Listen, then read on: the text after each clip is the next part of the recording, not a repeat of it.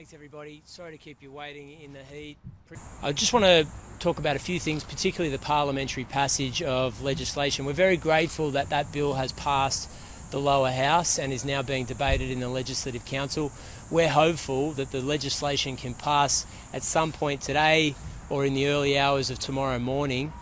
As I said yesterday, the passage of this legislation is the single best thing we can do in the short run to keep the people of New South Wales safe.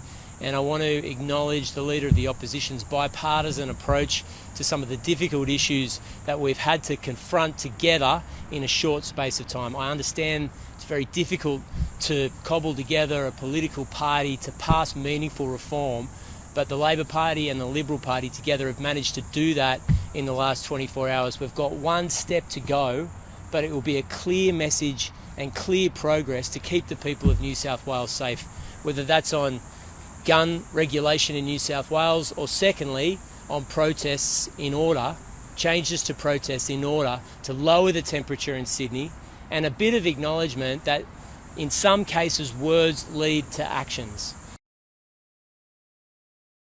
Now, I've seen resistance to the government's legislative agenda in recent days, and I understand the concepts behind it, but I want to make the point that in virtually all aspects of government policy, there's an acknowledgement that words lead to actions. We hear it all the time.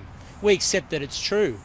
But if that's the case as an idea or a concept, then that must be the situation as it applies to protests in New South Wales.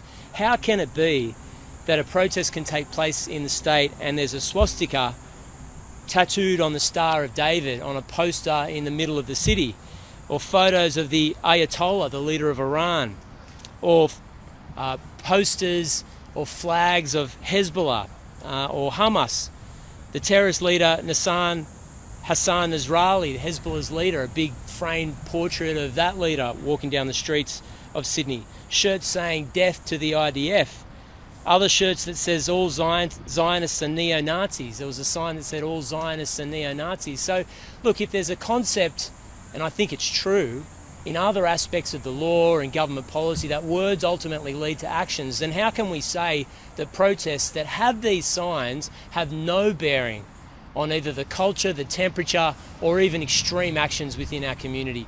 Of course this needs to be investigated. It's a central part of what happened last Sunday, and through a royal commission and the criminal proceedings, that's exactly what will happen. But in the meantime, I'm urging lawmakers in New South Wales not to bury their head in the sand and say that there's absolutely no relationship between the two. As I've said repeatedly, in some instances, the organisers of these protests are unleashing forces that they can't control, and that's our job as the New South Wales government. If you like this video, then like, share and subscribe to Mirror Now.